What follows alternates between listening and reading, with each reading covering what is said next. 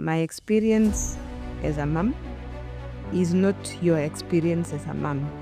Motherhood didn't really make me shrink my ambitions, but it made me, cast the net wider, if you ask me. Every wife needs a wife. There's no point I felt like my old definition right now, this moment, is motherhood. Have you ironed my shirt? Did you iron that shirt? Where is my food? Where is the food? So it's as simple as that. Have the children mapema, patanisha, and then you go to work.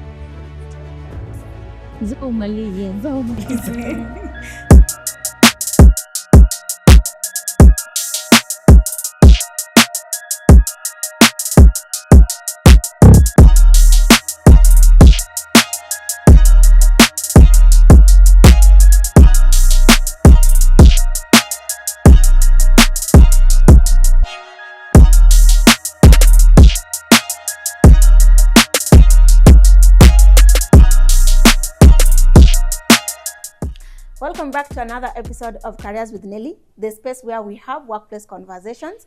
I share with you content on career growth and job search strategies.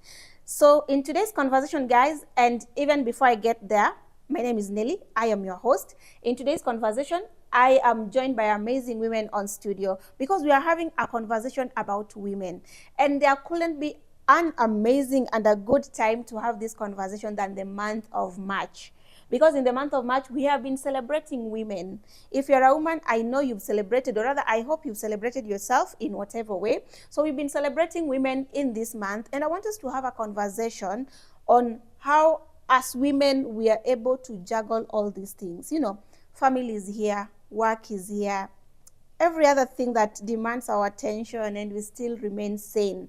So we are having a conversation on juggling career, family, and work, and going to discuss the realities of the balance, because we always talk about work-life balance. We always talk about, the superwoman. How real is it? Can women have it all? So for this conversation, I'm joined by these amazing women. How are you? Where do I start? Left or right? Right is always good. All right. So, Right. oh yeah, you always be right. So we're going to start from my right. My name is Boera Biseri. I am a communications strategist and a marketing strategist. And I like to tell stories of impact. I call it impact stories, where I tell stories of change in the corporate world and help organizations to actually scale and become influential, not just visible. So that's what I do. I'm also an actress and a content creator. And I am glad to be here. And to crown it all, I am a mother. And that's why I'm here to have this conversation with you. Thank you so much. Thank you so much, Nelly, for having me. I think this is a conversation that is very dear to my heart. As an enthusiast of women, normally say, if it's anything to do with women, please count me in. If it's anything to do with women who are mothers, I'm standing up and my hand is up. If it's anything to do with good, progressive, kind workplaces, I'm standing and both my hands are up. My name is Daisy Cherono.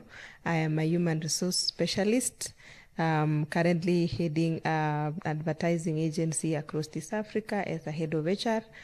And I am an enthusiast of moms, especially those with career gaps and those who want to scale in their career. So we get them, we hold their hand as they go back to the workplace. I am a very mom. I am a mom and a very proud mom of very beautiful children. And this is a space that I would like for us to always, all of us who are out there, to listen in, take the advice, build on it, make your own advice, take whatever it is that you can take from it. What you can't take, discard it. It's not a one shoe fits all. It's just out of experience we do this. Yeah. Yeah, so thank you for the introduction. And ladies, from the introduction, I'm actually tempted to call you superwomen. Yeah, because you're heading, you're the head of HR for an international advertising agency. You're a mother. And of course, you also have a life outside that, wherever that dress, the communication strategies, and also a mother. So superwoman. And is it real that we are superwomen? And for you guys, from your experience, to be able to juggle all these, what are some of the things that you've had to compromise? First of all, just tell me if you're a superwoman. I think I'll start now from my life. Are you a superwoman? Juggling all this and still staying sane. The recent Women in Breakfast meeting, our theme song was "I am a Superwoman," and I think I am. Okay. I think I am, because sometimes I sit by myself and ask, how did I even get to handle all that? The corporate politics, the corporate demands. I have not forgotten that I have children who are waiting for me. I didn't forget to make my bed in the morning. I still made time to bathe. And I remember to brush my teeth. And I didn't leave my house smelling personal.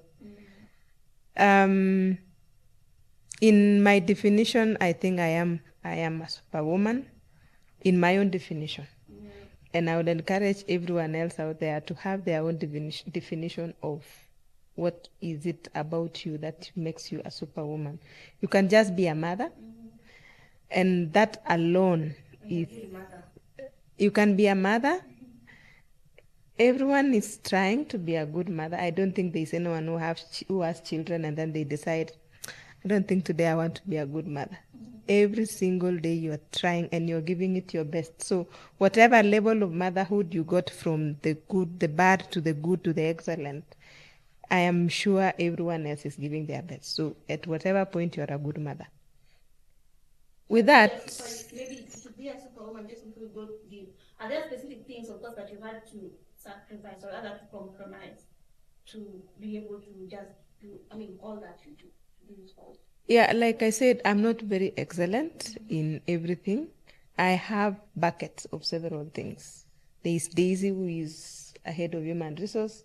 There's Daisy, who is a mother. There's Daisy, who is a sister. There's Daisy, who is... And I'm thriving in all that to whatever level I am in. So at some point, for me to thrive in the boardroom, there are things that I have had to let go. Maybe being in social gatherings, maybe church functions. I may not be able to handle it. There are school meetings that I choose not to go, because at that point I wanted to make that pitch and present it so that I can excel in my role. And it does not mean that I failed my child. There are things that I don't necessarily have to be there 100%. So yes, there are some compromises you have to make. Choose what is important at the time. For one to excel, you have to let go of another. Can you handle it all at once? That's a lie. There are things that you have to leave, or rather, there are compromises that you have to make. Like you see, you have to let go of some so that others can thrive. And you have to know which one are you at the time. Which cap are you wearing today? Is it a doctor's cap? Is it a HR cap? Is it just a listening mother? Is it now a daughter? Is it a wife if you have a partner? Which one do you have on? And you be present in that. Just be present in whatever cap that you have on. If you're in the boardroom, be present. When you get home, be present. I know we get home and then we still have to think, how will I fix this thing at work? And there's sometimes time at work home, eh? Yeah, but set aside time to be in that present. Whatever you want to do with that project. If you want to be another, be another. Even if it's 2 hours. Someone told you who's sibling you for 8 hours. They does you do 1 uninterrupted hour and you make a big. So if you have to carry home, or by all means, if you have the time to just okay, this is my parental moment. When they see it, you can expend your hours to whatever time. And I think that's what the world is expecting from us, to be excellent at what we do, because we can't progress without being excellent. Yeah. So where I'll come to you. Yeah, and I think the industry where you are in is quite demanding. Acting, being in theaters, it takes quite some time and energy and effort. Eh? So for you to be the super woman that you are, first of all, I'll be that you're a superwoman. You're not a superwoman. Okay. Okay, so for you, when you're not a superwoman, for you to run back it, like still be active, still be present as a mom, what are some of the things that you might do or perhaps? Yeah, so before I want to clarify something. I used to call myself a super recently started to call myself a grateful. And I'm a grateful. The reason why I stopped calling myself a superwoman is because the way the society explains a super this woman has it all, but is getting it all and is expected to get so many things in order together. And I like that Daisy has raised the fact that we can actually decide to find our idea of being a super. But there's this side that they want to say, if you are a superwoman, take me have it all. I don't think you can have it all at the same time. I think you can have it all. And at this project, I can really trying to have it all. And it's like I'm succeeding. I'm not there, but I don't see like it's possible, right? But you can have it all at different times and with support. I don't think we can have it all at the same time in my ourselves. So a woman, actually, woman can literally have it all. I can go to the bedroom, and I like the fact that we both have hearts that we wear. I can go to the bedroom. I can go to a podcast like I'm here. I can go to the theater. I can be a content creator. And they can be a mother in a life. And those are very many hats to wear. And I will always try to be excellent in all of them. But I can't do that by myself in all at once. You know, I need support. And support could be the system, support could be family, support could be your partner. So I think if we get the support and we um put them in different times, like Daisy said that we can be you're perfect at the moment that you are, then you can definitely be happy. You ask me if I have had to Compromise or sacrifice a few things here and there. make things or have to compromise being trained. When yesterday or someone that when I had my son and he was 4 weeks, I had to go to be something so big that will be a career trip for big one. I couldn't go. And it was my first time. It was the first month, and there's no way I could go. And the boss that was saying in me there thought pants heavy at the time. Actually, like, why me going? But I couldn't go. I say she figured out my life. Still trying to even figure out for her. Another thing that I passed is when I was pregnant, there's a casting birth that all the son, and there's a condom called Fanny, that just started. And he called me for a middle. And Sam, it's an international project, right? And I could go and just because I was with Vic, like it wasn't showing, so I could just go, and just act. And then 2-3 months down, like, oh, she's pregnant. But then I was like, let me not give that, puzzle. So I just store here.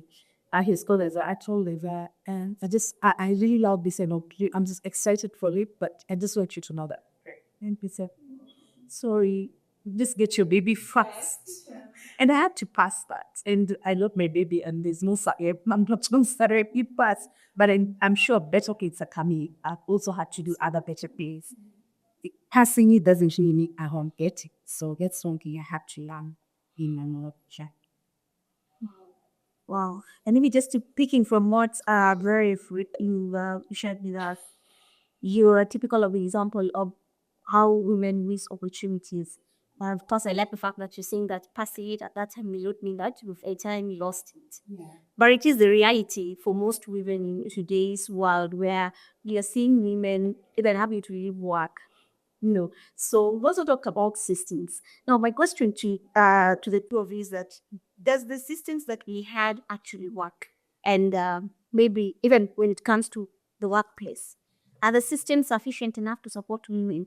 Because if we're talking about the systems, the support systems that we have, but we're still having women stepping out of work, taking career breaks. Does the systems really work? And maybe this is because you're in HR. Tell us. So, we have systems, we have policies. There's some people in culture. I can't say where we are maybe in allowing women. We have quits its work on men high need situations. Um, Basically, we give you a break. We give you a break, take a time. If you keep reporting later, say sick, or then I have to do for maternity, prenatal care or postnatal care. Um, we look the other way and allow you to live this season. Right. It takes the intention of someone who actually wants to be his policy. But policies are the culture states they think about what actually goes on in that related and what the forms whether the sisters are working on. Currently, yes, we have looked into supporting women by creating many cases. But there's that aspect of someone is really intentionally want to accommodate us. And it's not like it's their fault. It's just that the industry is running so fast that we need to catch up with the intentionality of actually being there for those people. And give me an example. We say you can have from here, did we can add up it to that say there are 3 months of fertility leave that is even added by the law. Can extend 3 months working for normal happy. But there's that aspect to we want to make a very critical decision and we waste this daily time working for here. So we haven't gotten to a point where we like let's finish this meeting and then you review can be detail where the answer cheetah catch is even issue whatever but yes the present we are still stuck up in where presents matter or presents intent for us. Even if you work with so it's okay. That aspect too. When I look around, I can still see Mary is there. What I would wish this in workplaces is when a mother goes for maternity, they pick up from where they left. An example is maybe an industry where you have accounts before the setting up a house. And then you will see for maternity leave, your accounts are divided amount in a few years. So when it's time for you to come back, the policy should actually have a handover or a hand. If there is a word in say handing back, hand back my account so that I can pick from where I left. But you find sometimes when you come to maternity, your hands are tied in somebody else, and you haven't pull that person that this person is just away happy man. The system still is work. Yes, travel we are someone HR, especially the for the keep type HR it does. We are somewhere. We are just putting the civil windows in the office. We come up with programs that are pushing. It's kind of what business that accommodate when they can or when they have chin or disability. Those are things that we fail to look at. And this parents are actually struggling. But we still don't have programs because this water project came and it was actually became very rampant at Apule. But it's a young child. We still don't know how to actually effectively as should be so that it makes sense for people who are present today. That is one info. And maybe so these systems the policies could be there, but now the deep implementation, the Meditation. And actually, you see, the policy, we can put in a policy because it is, we are all working towards something. The bishop did that here. Yeah, we are talking of diversity, inclusion. Something we repeat with the identity. Diversity is invited. Inclusion is actually someone listening to what you have to say. So those are publics. Yeah. So very diverse. We have this policy for immediate city, but are we really practice? Are we practice also? Are we including the person who's breastfeeding? Because I have worked more when I had that child. And most of the time we were in a teams meeting and you have a child, you're actually the speaking. So you are mostly in mute and off camera. so which one you give you more attention by? Of course it's the best. So you see, that is a mindset. But in my head, I know it. In my head, I know where I'm supposed to be. I am in this meeting. There are things that I need to take care of. And I'll not be sitting in at the one who's presenting with leading the meeting. If I am sitting there listening and I have to take some notes so that for my actual doings, That's when I will dabble with something else. But in my attention, I'm supposed to lead and present it. I'm supposed to be the one moving the slides. And I'm being beaten on this other side. I'm like, out, out, out. Oh, those are things that we fight, which our male counterparts don't have to be young and single. And the teleport and see those things, but that undocumented part, but it's not here. And the first thing, it's not like it's going to go away. We are not seeing a breastfeeding our male counterparts. So we just ask as we can decide want to any organization like now that we need to know what exactly that is speaking. And I took the addition that I need time just to be. So that I don't have to call back what you ask or fight the following year, like, where's an India, not that never much. I just asked this woman, what is it? Keep up with the father. Keep up. And know that you, a big bird, have, before I come to, we just ask a follow-up question.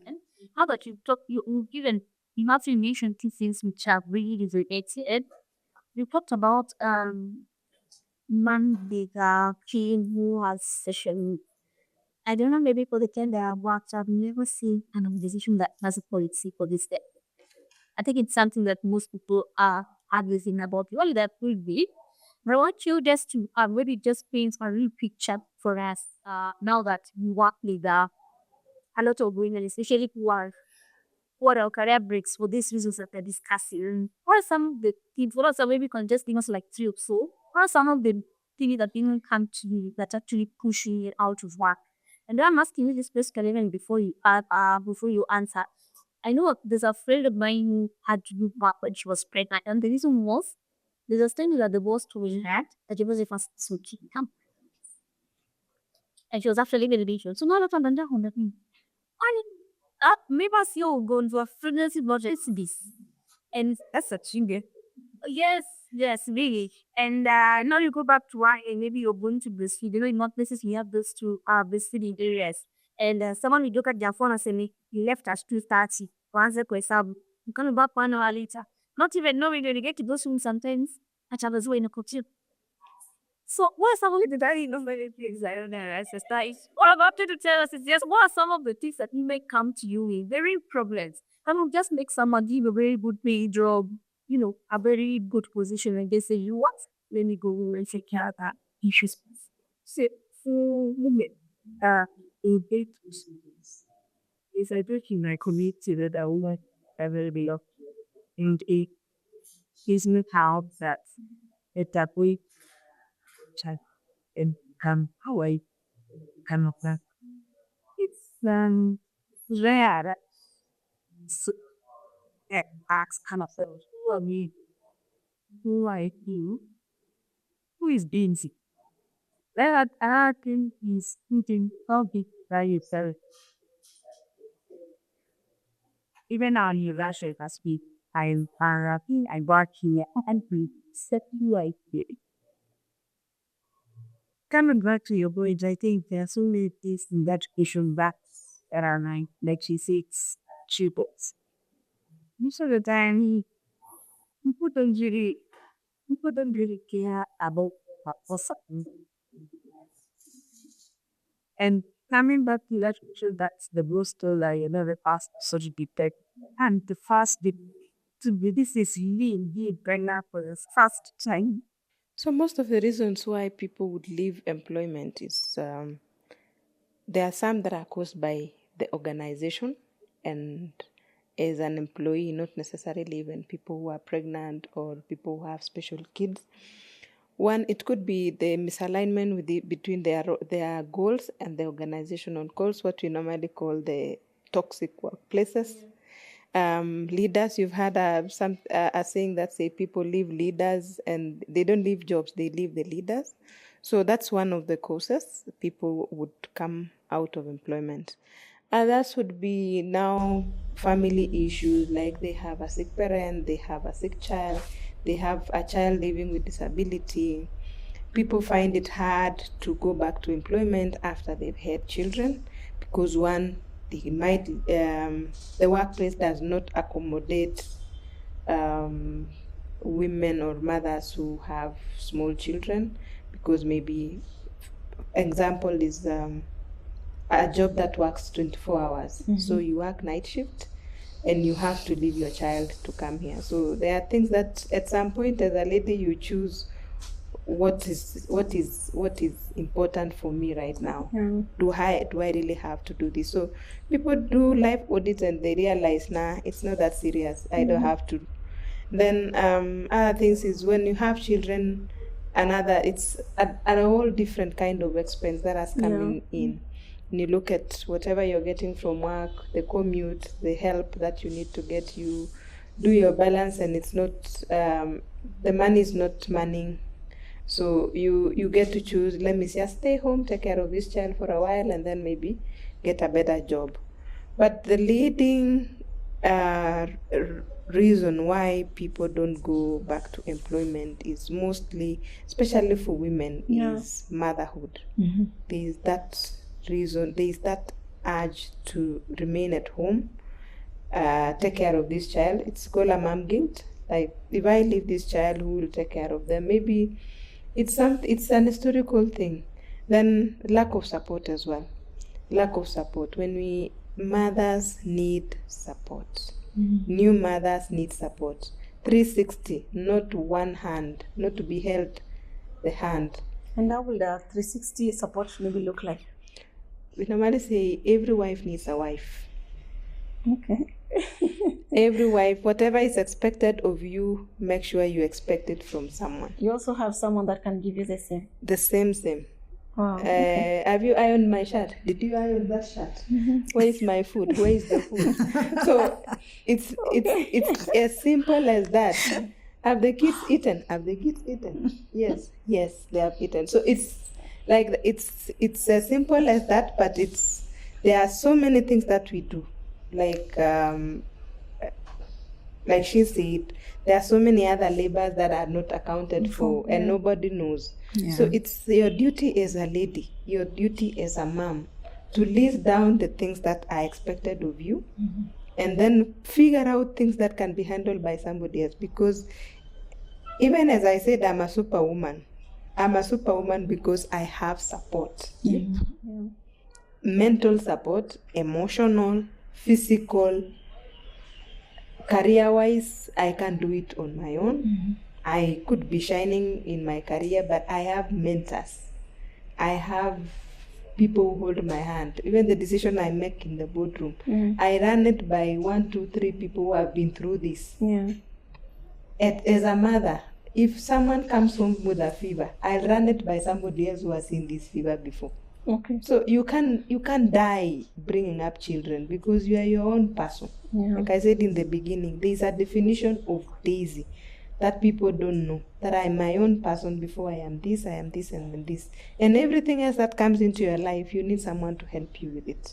Wow. Yeah. Wow. Quite interesting. Now, you've talked about mommy guilt, and you also mentioned something that maybe in my own analysis, I will allude it to mommy guilt. Because you talked about your son being 4 weeks, you having to pass an opportunity. And maybe in your mind, you're like, so if I leave this child, while you could, then they would have survived. But the thing is survive. Maybe they could. But again, you're like, I need to be here. What if I leave my child? And that guilt will really not make you go ahead with whatever opportunity that you have to pass at that time. How have you been able to deal with mommy guilt? Because I know it's one thing that most women, really, myself included, we are having to battle every single day. The thing about mommy guilt is that it has different levels. The slightest of, for an example, last night I was in a mentor's meeting and we left late because of the rain. So I got home, my son has a cough, I got home at around 11:30 and he was asleep. I was feeling so guilty, and I'm not new. I mean, I was so guilty. I'm like, should I wake him up and now put him back to bed? Is he coughing? Like I would even go and like, just watch him. And we came in with my husband. So the dad would just go to the bedroom and, take a shower and go to bed. But my first stop is his room. I'm looking at him. How is he sleeping? How is he breathing? And apart, as much as it's care, it's also guilt that's leading to that. Something as simple as that. So it can start from this guilt follows us almost every day until we are just learning to take it away. And then there's also that guilt of, if I were to take that job, which you're right, I would have survived, right? But if I were to take it, maybe I would go there and not be at my best because I'm always thinking about my son and all that. And guilt also comes with, mommy guilt is not just about the child, but it's also about your other aspects of life. So maybe it's like whatever you do, you're doomed. If you choose to be the mom and just give your son or your child all the best, there's career guilt, there's wife guilt. There's a missed opportunity or something. There's a missed opportunity. And like, I used to take this, I used to be the best in the boardroom. Now I'm just here looking after my son. What else can I even do? If you choose to give your son so much love and sometimes you feel like, oh, maybe I'm not being the best wife, and you're being the best wife, you're like, maybe I'm not being the best mom. It's like, so it's everywhere. It's all around. And you need to, I think that's the tax we pay as moms, the mommy guilt thing. For me, I think I have really been helped with mentors. I usually have something like, the board of directors. I usually have a mentor for this and a mentor for that. It's like I have my own board of directors in my life. And that has been very helpful for me. I have mentors. I have a mentor who would just direct me when it comes to being a wife, guide me when it comes to being a mom. And it's not easy even looking for a mentor when it comes to being a mom, because sometimes you can look at a mom and you think she's doing the best. Even people will look at you and think you're doing the best. Absolutely. And then you realize you're also just figuring it. But having mentors in that aspect has really helped me. But one thing that has been very helpful is having the mom community. I remember when my child was starting weaning, it was hard for me because he was having it very hard to take Uji, and I had been told he has to take Uji. Then I came to realize he actually doesn't have to take Uji. But I was really struggling to feed him Uji, and he's screaming and I'm crying as he's crying as I'm feeding him. And I got into a community where it calls itself Winning Moms. It was just a WhatsApp community, something as simple as that. I've never met no one in that group, but I came to realize I'm not the only one who's going through this. So that community has experienced moms, it has midwives, it has doctors and all that. And we are not paying for it. It's just like women coming together to support each other. It is a simple WhatsApp group, but it took me through that season. Sometimes I wonder who should I thank, because it took me, because that time of winning, it was mentally draining me. I was like, what is this? Someone is just supposed to eat. Why is it such a big problem? But I saw people saying, my son has eaten. I'm struggling with my son to feed this. I'm struggling. And I realized, and the people always jumping on board to answer you. I could text at midnight, maybe, when you're struggling like that, you go to sleep, you're just thinking how your son will wake up to eat. And there's someone also just jumping and replying to me in the middle of the night. I've never met them. I just see them on WhatsApp, and I'm so glad to that friend of mine who added me on that WhatsApp group. That was a community that I hold dearly, because it really helped me to walk through that season. And also, my husband used to call me a YouTube mom. That's me, YouTube mom. I think I'll raise my babies through YouTube. So many times. He call me a YouTube mom. So I'm just on YouTube. I'm saying child development, between which age. I'm like ticking checkbox. Okay, my son is doing this. He's not doing this. And then I start panicking that he's not doing this. And they said he should be able to do this. Like I remember I really was struggling to get my son to sit at 3 months. 3 and something. I was like, why is he not sitting? And he'll just be able to sit by himself. But those things really walked me through when it comes to support. And we've been told that as women, we are controlling. We want to control everything. So the way we were saying, you're here, you want to call home, you want to do this. But I don't think if men ever do that, at least if there are men who do that. I think it's a very small percentage. But you're here, you want to call home. So when we talk about support system that we have, that could be your partner, that could be your nanny or whoever, do we give these people enough time to actually support us? Or do we as women like micromanaging everything? Lizzie, what's your thoughts? It would be ideal. Delegating takes time. The moment you realize, the moment you act, at the point where you actually fully delegate is when you actually start living. So there is no written rule like you need to have delegated at this point. These are the things that you need to delegate. But I think for us women, we need to understand that controlling things doesn't mean that it will be done perfectly because you say it had to be done this way. Knowing that somebody else also knows the other better way of doing things, and we'll still arrive at the same destination. But for us, it's something that we need to learn and learn quickly, because by the more time we spend micromanaging, that time do we you agree should that we micromanage? I think. Oh yeah. I think we do. Do you think micromanage? Oh, yeah. We do. No, I have a very good example of a friend who would leave the kids with their dad and still call and instruct them. And every time I tell them, no, bring the phone, let her use him. Because I think it's something that we get used to, that we are the only ones who know how to do this. Yeah. It's But something we still we have expect to to be unlearn. supported. Talking of micromanaging, what about the nanny cam? Like the mothers who are at work and they're looking at the nanny cam. The nanny what do you think cameras. about So it? it's something, it depends. You see, sometimes it's a trauma response. Yeah.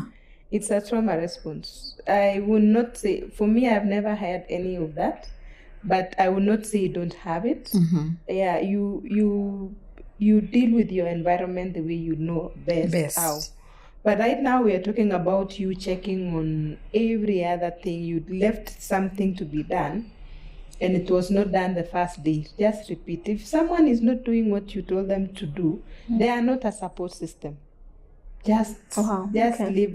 Let if there are people you can let them go, let them go. If there are people that you cannot replace, just find another way of delegating whatever duty you gave them to somebody else. I know you know what I mean. Yeah. There are people in our lives that we can't say let them go. Nannies, yes. Partners, you can't leave at that point. Like, you didn't pick the kids from school, so we are going to divorce. Find other ways of managing this. And also out there, we call on the people who are supposed to be supporting these ladies. Show up with intentions. Show up wanting to support, not just because you're not helping. You're picking up and owning those duties. Not when we are having an argument, you tell me, si hata nilikusaidia kuchukua watoto shule, and you're not seeing that I'm participating. So it's like almost it is a favor that is being done to you. It's not a favor, making you feel like you're doing the sole owner of these children or anything. It's not a favor you're doing. Show up and own up, so that you actually mean something when we call you a support system. Like you're saying, you have a board member, you have a personal board. It's a She board has a of personal governors. board. It's a board of governors. So there are people, even in every other board of governors, there are people who are in charge of communication in terms of HR development and everything else. That's your own board. Yeah. And you should expect excellence from the people who are in that board. Yeah. Because you won't function if you delegated something and you still have to follow up on how they are being done. So for that, it's something that we, as women, we have to unlearn and learn other ways of doing things, so that we can actually excel. Because some people who have gone before us have fought for the spaces that we are currently sitting in. Yes. The spaces that we sit in also, we are putting up fights for women who are coming after us. So by the time it's your time to take up that space, you should have known how to deal with all other side shows, so that you can show up. It's a continuous fight, and not of showing up, of being excellent, of doing the best in your job, because we have to work twice, and it will take more than a decade for us to get to where we are supposed to be, or where we actually think we should be. So there are things that we need to leave. Wow. Thank you. So the people who are actually supporting us need to show up and not make us feel like it's a favor. No, it's Because not. again, Anyway, okay. Now, Boy, I'll come to you and ask you a question, especially as a career woman. Have you ever felt that you will be far or better if you're not a woman? Yeah. Because again, we're talking about a woman who is having to wear so many hats, having to be here, there, and still you're still expected to give your best. Have you ever felt, and what made you feel so? I think as a woman, I am far. But if I were just a human being who's not a woman, I would be further. Of course, he's a man. What else would you be? I think I would be further because the system, the society basically just it favors the other gender in many ways. And that is actually, I think, why we are seated here to equalize, we are looking for equity in this case. And I like that you're growing when it comes to equity. But as a woman, I mean, when I passed my chance, if I were my husband, actually during that time, my husband got a chance to live as a new bride. I got married and just had a child almost immediately. And he left. He got a chance to live the actually country. And he left.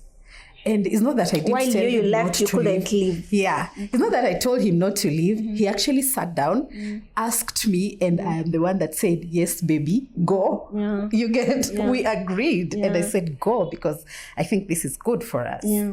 You understand? So if I were him, and if I were a man when I got the chance to go somewhere and pick something up, then I would have picked that up. You see, I passed that.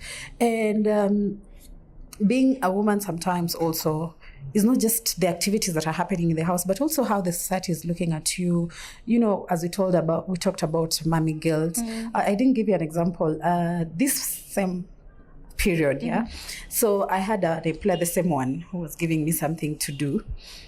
We actually had an event again in Rwanda, and she wanted me to go there and do something. So the event, I had organized the event, and I was dealing with media mobilization in Orlando. I thought I could do that from home. But she really insisted that I go. My child was around just not even 2 months old. And I was a new mom. Maybe the second time, I don't know. Maybe I would have gone. But at that time, I felt like I was not in a position to go. And this, again, is very relevant to different moms, like I said. There are moms who are very strong mentally, even when they have their children. There are moms who think they have it all together when dealing with their children. And then there are moms who are just still trying to figure out. So I can't equate your experience as a mom as mine. When a mom says, I can't do that because of my child, I completely understand you. And when a mom says, I think my child will be safe, let me go, I still understand you. And that's why I say, as much as I dropped that, maybe if I were to be a new mom again, like have another child again, maybe I would have picked it or not. So this lady actually I said I couldn't go, and she told me, no offense, but this is what she told me. She told me, is it just Kikuyu women who are hardworking or what? Because, for me, I leave my child with my neighbor and go. I don't understand why you don't want to leave your child. She leaves the child with the neighbor. She said that. Of course she doesn't. Her parents live in Nairobi. My parents live in Shags. Her child is 8 years. Mine is 6 weeks. Very different. But that particular statement, and that's why I was insisting when Daisy was speaking, I was insisting on some things come down to the individual, not just the policies or, they come down to the individual. And when she told me that, the next thing I said was, I gave her the right to actually keep me, or if she feels that I couldn't be able to do, then let go. That's how I quit, actually. After 2 months, of course, she didn't let me go, but eventually I quit because it wasn't working. And the thing about mommy guilt is also during that period when I couldn't travel, I still worked. So working from home. It was a good job, by the way, well paying. And I still worked, and I had just had a baby with a CS, and I was sitting on my bed working like this. Up to today, I do physio for my back. And that is the price you can pay when you're trying to have everything, to be a new mom and show that I can still make this money, and I can still be this, and I can still be this. So that's where I learned giving myself grace and knowing I will thrive in this season where I am. And look at me, my child is going to be 3 years.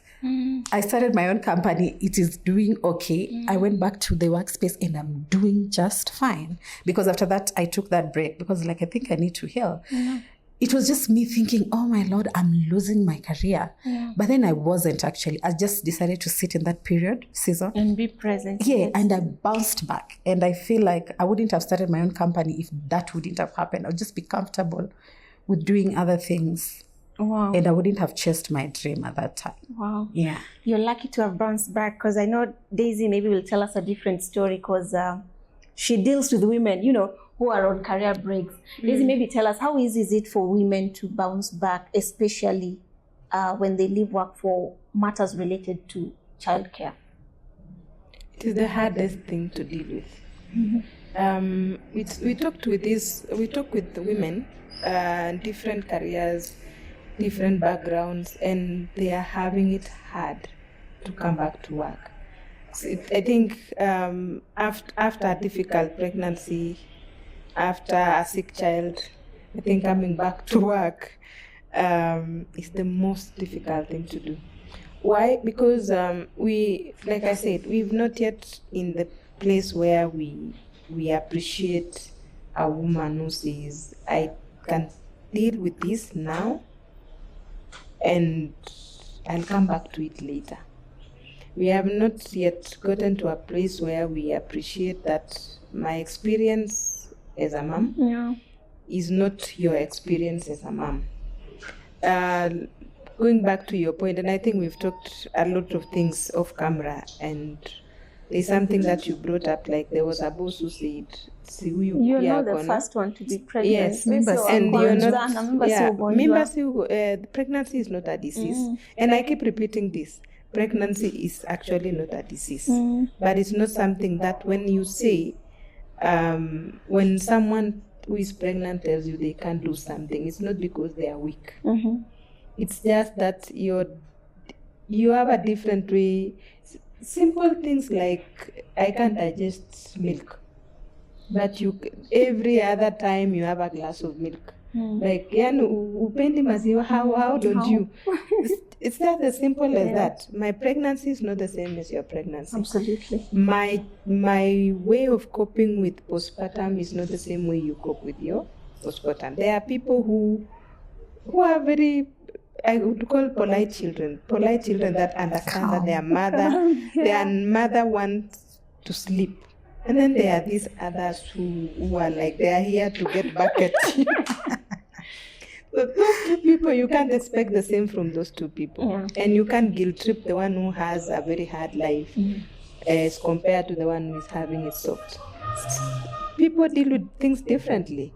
This other person is in this situation and doesn't have any support. And then there is one who has a mother-in-law, a sister, a brother, a present husband, a good house girl who has been here for 15 years. You yourself, you're dealing with hiring 4 in a month. Every week you're inducting, So those two situations, they are not the same. To answer your question, it's very difficult. But now, that is where this Mom's Bouncing Back program came to life. Because we realize as HRs, we sit in a place where we meet these people firsthand. We look at these struggles firsthand. This person comes to us and we have read your CV, we see you're excellent at what you do. You're an A student, you've gone to the most coveted school, starting with articles. You've gone to very good universities, came out very excellent. You have a good track record in terms of your career. And now here we are, you took a step back. You were good in class, but you might not be good in childcare, or you didn't take that very easily. Or smooth, it wasn't that smooth. So it necessitated you to take a step back. But now you're here. We see you in the boardroom, but you can't express yourself because your confidence has gone down. You are not very sure that you can hack this. You don't know whether people moved from where you left this career, maybe 5 years or 2 years down the line. So this program now comes to build your confidence. It prepares you for that interview. It prepares you to make that CV, LinkedIn, optimization. How do you actually show up? Because if you are at home, staying with your children, when was the last time you dressed up? So sometimes you don't even know how. And your body has changed. Your body you don't has have clothes changed. that fit you the anymore. clothes that used to fit you, you are size 8, you're now a size 14. Everything is everywhere. Things that we deal with that nobody actually knows, that there are struggles that we have to deal with mentally. So this program comes now to bridge that gap, to prepare you from a gap, from your break, and now prepare you to move into getting a job, winning in that interview, and now getting you actually assimilated to work smoothly in a way that you don't look like someone actually who came from a break. So what we do is we just make sure you're confident enough, you're prepared for that job. We just we use the term that we call we jumpstart. If a car is parked somewhere, doesn't mean that it's not working. You just need jumpers and it's good to go. And it just needs a little bit of effort for us. So we are like the working cars. Now your car is parked, we jumpstart you, and you're good to go. And you have no idea the potential these women have. You cannot begin to fathom how much these ladies are capable of doing when that jumping is done. That's quite a very good program, Daisy, and of course the impact stories are worth telling. So of course we'll also leave your contact or link to that. Sure. So if there's any woman outside there, or you've been struggling to get back to work, you left work for whatever reason, then Daisy will be the best person to reach out to, just to get to the Moms Bouncing Back to Work program. And of course, I like that it is something you guys are doing as a CSR, right? Yes. So the cost, of course, will not be even, you can't even compare to the value that you'll get from it. So, Boyd, I'll come to you, and I want to ask you a question about ambition. I know as women, we're really ambitious. We are talking about being a superwoman. We are talking about having it all. Before you got children, before maybe you get married as a woman, you had your own personal ambitions. Is there a point that you felt that these ambitions changed because now you are a mom, and maybe you have to slow down? You have to missing opportunities that you're having to leave because you have to take care of children. At some point, have you ever felt that this ambition has changed because you're having to just be a mom? Honestly, to me, my ambition didn't change. I think it just became vast. Something more was added to what I already had. The downside of it will be now I feel like I'm too ambitious and I won't be able to achieve all these ambitions that I have. But then there's the upside where it keeps me where you're aiming for. They say you aim for the moon, you fall on the sky or something. So honestly, for me, there's no point I felt like my whole definition right now, this moment, is motherhood. I knew motherhood was important, and it was at that moment, it was where I was sitting in, but I still knew I had ambitions that I need to chase. So I felt like it's now wider. So my priorities maybe were just shifted for a minute, but my ambitions stayed. So for priorities, for ambitions, I knew I need to do this, do that and that. But for my priorities at that moment, I knew now I have to make sure that my baby is eating. I have to make sure that I get a good house help. I had to make sure, so priorities maybe shifted, but ambitions, I think for me, motherhood didn't really make me shrink my ambitions, but it made me, cast the net wider, if you ask me. So I always knew I want to be a mom and still be a career woman and still follow my talent. I always knew that. So what I didn't know is that how difficult it would be or challenging it would be maneuvering all that. But I knew I could do it. And I think I really managed. I'm still managing, So I didn't drop have any. Changed, but not the ambition. Yeah, not the ambitions at all. Yeah. So I think that's where I am right now. But that could be different for different people, like we are just here mentioning, So some people can feel like at this point, I just need to be a mother. And it's okay. You were talking about micromanaging. I remember when my dad had come to see my son for the first time, I refused to give him my son.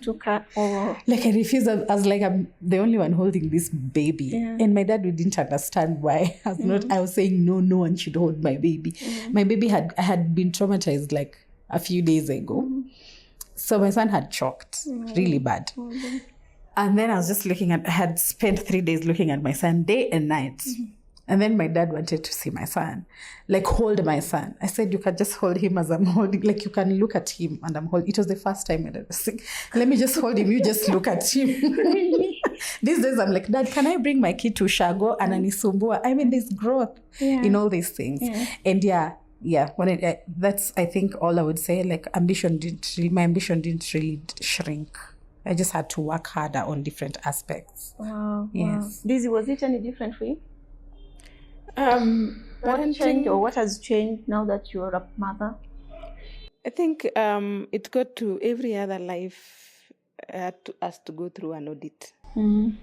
Where I'm heading, it just took longer. Yeah. It took longer to get to where I am. But there is this thing that when you're a believer, you always say there is always God has a hand in everything that happens, and it was supposed to go this way. So for me, it's I don't think it would have been different if I was head of HR 10 years ago. I don't think I would be mature 10 years ago. Compared to how you are now. Yeah. When I wanted to be I remember I wanted to be, I used to look at the head of HR and I think I can do that work. But I know now that I could not have done that work. Yeah. I know now. So I think whatever else that happened through life here and there made me who I am today. To a point where anything happens, I'm like, I'm HR. I think I have seen it and I have matured to this point, and I don't think there would be any better time to have had kids at the time I had my kids, to have been in the level of my career when I was that level of career.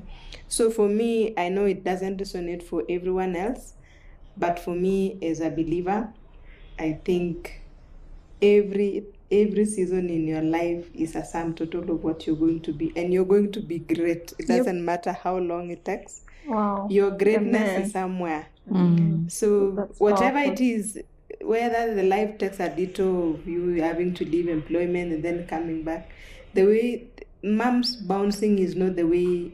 Bounce is not just a term. Bounce is actually, there is a springboard. Whatever you are, it's a stepping stone. So whatever it is that you're doing, whatever you are, whether you think you are not enough or you're not doing the best you can, trust me, you are supposed to be there at that point. And every position in your life, every season in your life has a lesson. It has a lesson. When you get to where you want to be, you're like, you wouldn't admit it like loudly, but I'm very sure everyone else who has ever had to take a detour, especially in their career or whatever it is, will come back in future and be like, I'm glad I had that. I'm glad I had that season in life. Yeah. I think it taught me resilience. It taught me how to deal with people. It taught me how to be a better person. It taught me, and all these lessons we need in life. It might not be the best place you are in right now, but take the lessons. To answer your question, it took longer, but I'm glad it took longer. Wow. Yeah. And just while we're still there, maybe I wanted to ask you, who is maybe the mom with the highest or the longest career gap that you helped return back to work, had a career gap of how long? I think 15. 15 years. I think that's the longest I've seen. 15. They finally got back to work. Yeah, they left work when they had their first child. They are now coming to work when their last child is going to high school. They probably closed that chapter. They are done. Wow. I think they have seen it all. They have raised the kids. They actually made it.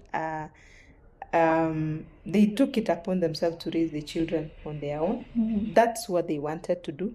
And now they're like, I have seen it all. I am done. I'm all alone in the house. But most importantly, they wanted to bounce back at some point. Yeah. But they had this, whatever we've talked about, the issues of now the system not accepting them the way they are, the mom guilt. Every time, in fact, the story of this specific person was, I took a break. It was supposed to be 2 years, and then within the 2 years I had another child, and then I was like, wacha nimalize hii kazi. Then I come back. By the time I was ready, there was no one to hold my hand the way you are available now. Yeah. So it's something that there are people out there that take longer to get back to work, not because they don't want to. It's just because they don't know how. The systems actually does not accept them. Does not accept them the way they are. But maybe also the system accept them the way they are, but they don't know how to present themselves in a way that the system accept them. So there are so many different dynamics in there. The 15 years is not because this person didn't want to come to work. They have actually been applying, going for interviews. They are not passing. And then at some point, of course, you're a human being. You give up. Yeah. Then after some times, you jumpstart yourself. Let's do this again. And you come back until now you find a way in which you get into such a program like Moms Bouncing Back, where you were like, I think I'm seeing this in a better light. I know now why I failed interviews. I know now why I didn't make, even in that, I didn't make to that interview when I knew that I was qualified. I know now why I didn't succeed even when I got a job and I was fired after 3 months, because my confidence level was not the point where the job needed that my confidence to be. And I couldn't make it through probation. And sometimes you succeed in that job, you go back to work, and then the mom guilt eat you to a point you're like, nah, I don't think it's ever this serious. I have lived through 5 years without a job. I can still go back. I can still survive. So there's no one actually to tell you, no, it's, my friend, we are not giving up. Yeah. We are going back again, because there's more in these women that we see that the world needs to see. Wow. Oh, very inspiring. Very inspiring. We're almost coming to the close of this conversation, but I have 2 more questions for you ladies. And Vera, I'll ask you this question. Eh? We tell women to live in the season. Live in the season. You don't have your whole life figured out. But practically, how easy is it, or how possible is it when your peers are growing and leaving you? You know, when you're also dying with that guilt of my career has taken the back seat, while I need to be in this season to take care of my child or to take care of my family. Practically, how possible, or rather, how easy is it to navigate through that season? Navigating through such a season is possible, but it's not easy. It requires a lot of support system, especially mentally. And I think that thing of living in a season, sometimes it's defined differently by different mothers. There are mothers who are comfortable with, let me just take care of my children and then I'll go back to work. And then there are mothers like me who my career is always just itching me. If I'm not doing anything towards it, something just pops up and reminds me, hey, you didn't do this, you're not doing this. And sometimes you can look at other people who you were with at that time and they're doing the most. And sometimes you think, I am actually brighter than that. I could actually be doing better than that, you know, and then you're seated there and you're not doing it. So it's a difficult season. And I think how to maneuver it is, for me, sits at a very personal level, but support system is very important. Especially if you have a support system, like I said, could be, you know, your partners, people around you, and even the system itself. Because sometimes some people can tell you, you might want to go back. You're like, let me just go back and try and do other things. And some people can tell you can come back, you can do everything, but just learn to manage your time. But you know, time management it does not take away societal pressure and structural pressure. You can manage your time but as long as you feel like there's a lot for you to do, it still burns you out or something like that. But for me, this is how I tried to manage. I tried to pick up jobs that I felt I could do. That jobs that maybe didn't need me to leave my room, didn't need me to go on site. I picked up a few online jobs at the time. I one of the things that I tried to do is to learn. So I would take online courses just to, I don't know if it was to make me feel like I'm progressing. You're doing or something. something Like with I'm your doing life. something. Yeah, I took like an AI course at that time.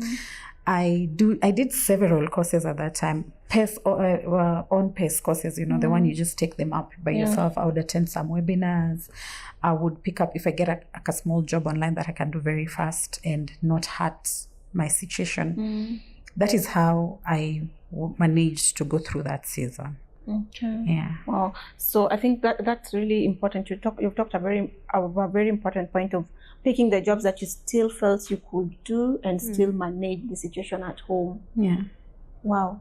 So Madam HR in the room, I'll come to you.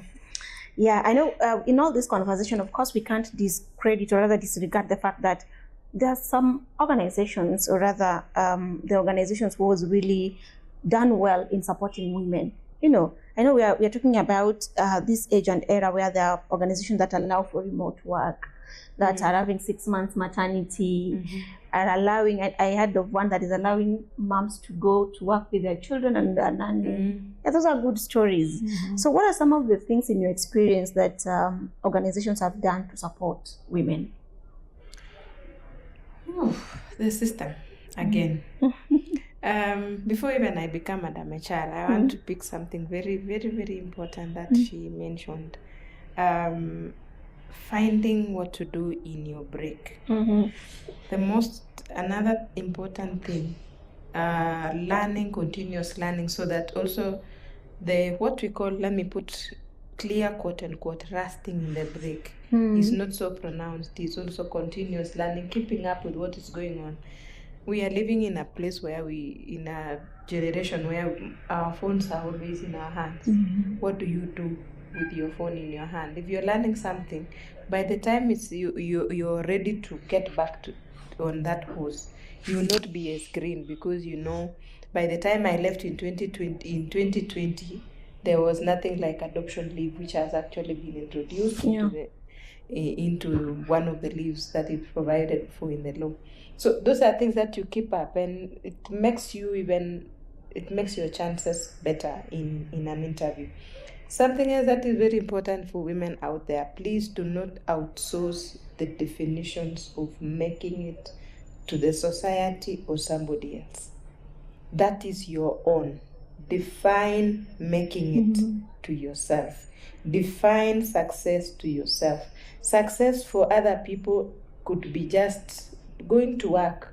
You've seen people who are never ambitious, and it's not a fault. You walk into a place and people are just fine. They're fine to remain in the position that they held in last year, and they're like, pretend to. Nani anataka hiyo pressure? Unataka kuwa head of HR? Hiyo kiti. Please, hiyo kiti iko na pressure mingi, enda tu. Pita tu. There's nothing wrong with those people. So that's why I'm saying, define making it to yourself. Whatever makes you happy, that's it. Looking out there and comparing yourself, comparison is the thief of all joy. Yeah. Comparing yourself to other people, you'll start failing. Now let me become the HR. There are very beautiful policies, very beautiful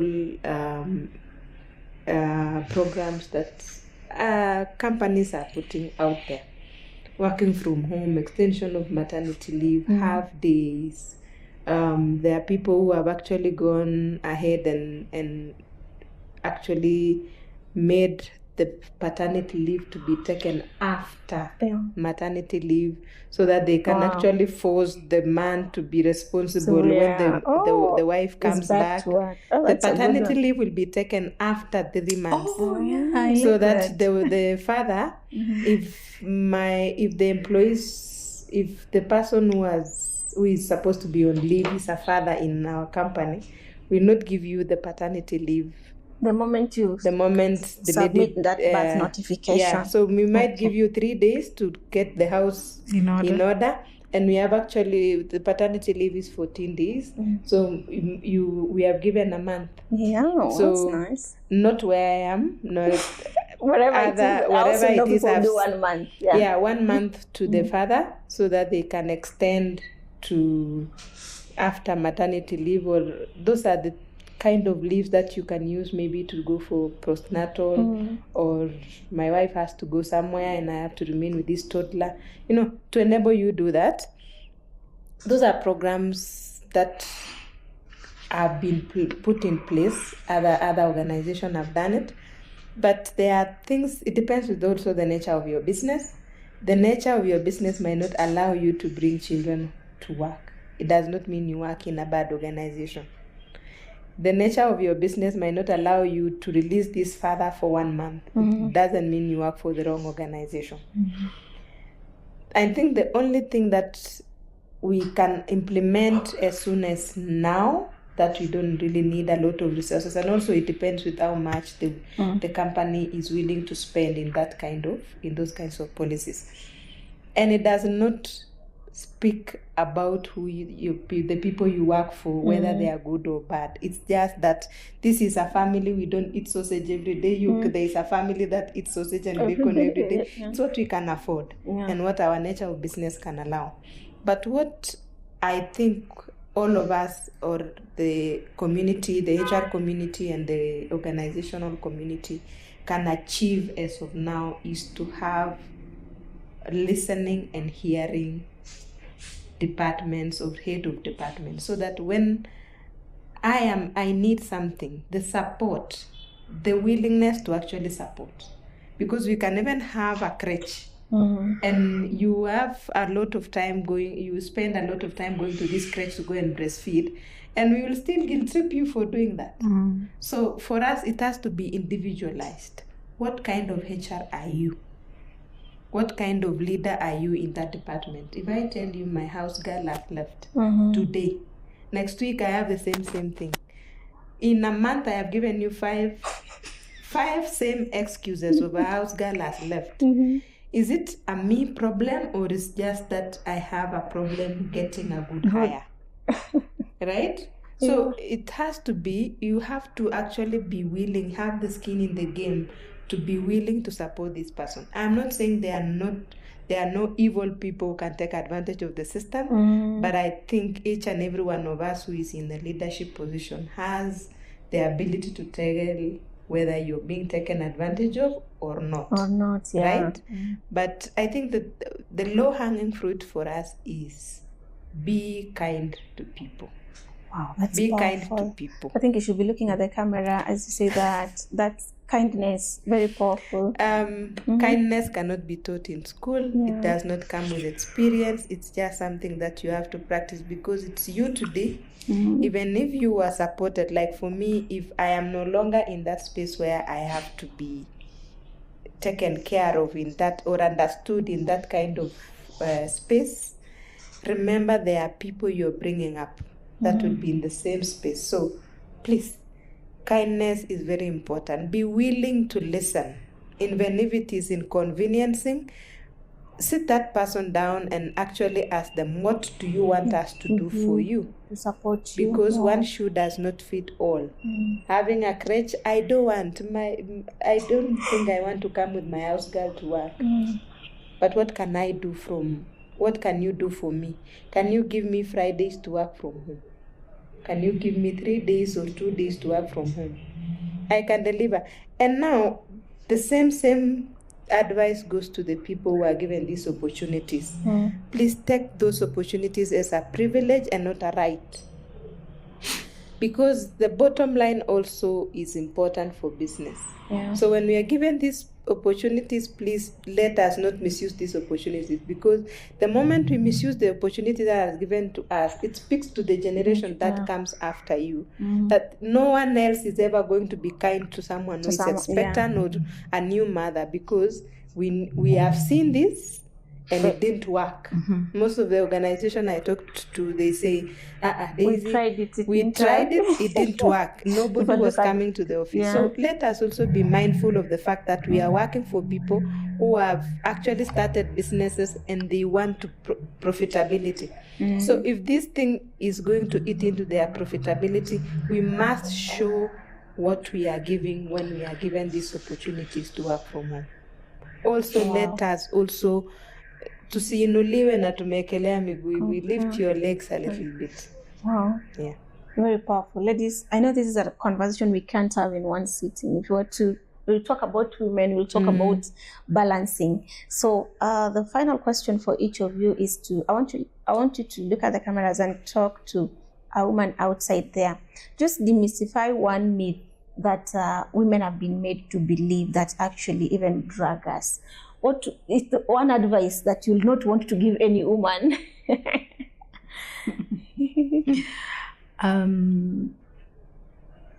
Have your children mapema, fatanisha, and then you'll go to work afterwards.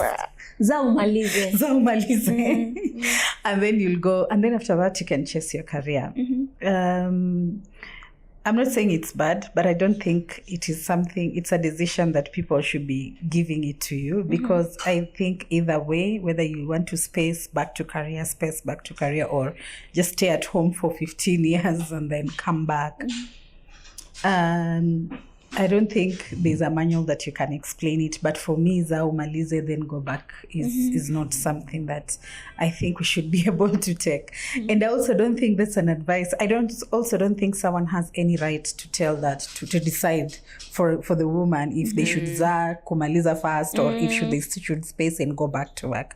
I think just work with what works for you. Yeah. Wow, that's powerful. That's powerful. Thank you so much, Lizzie. What would you tell a woman who is watching, like, just a lie that they believed for so long? One advice you wouldn't give a woman? There is no perfect definition of a woman, a good woman. There is no standardized. See, the way we do a test and we know when it turns blue or red, it's this. There is no perfect definition of a woman. Because when you achieve one, the goalpost changes. So have your own way of defining what you want to be, what you want to see for yourself. And if you want to take a break in your career, if you have thought through and thought this is the only way out, please do. You will be back. You will find us where you left us, or some of us will have retired. But whatever career, the accounts will remain accounts, the balance sheet will remain two-sided, the HR that will be practiced 5 years or 2 years to come is the same thing. Nothing is going anywhere. You will get back, and whoever is in that break, you're okay where you are, work on yourself, you will get back. You will be great. Your own destination, your destiny of greatness will remain where it is. The journey might look long, but you will get there. It is okay. Powerful. I think I like that. Like, the thing that is constant is that greatness is there for sure. Yes. It may take long. The path that you follow to reach it, or rather to get there, may be different from my path, but ultimately it will come. So be easy on yourself. Take the break when you feel it is important to do so. So thank you so much, ladies. Thank you. Thank you so much. Anytime. Thank you so much for, I've also learned a lot from you guys. I think when I'll be watching this video, I'll actually be taking notes. Yeah, so we're coming to the close of this conversation, guys. And as always, if you want to join this community where we're all about learning, please hit that subscribe button and put on the notification bell.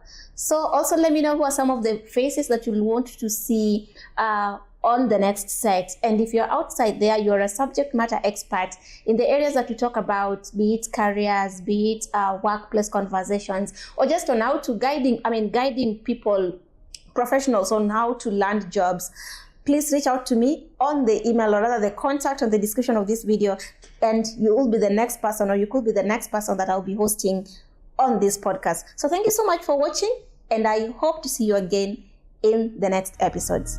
Thank you.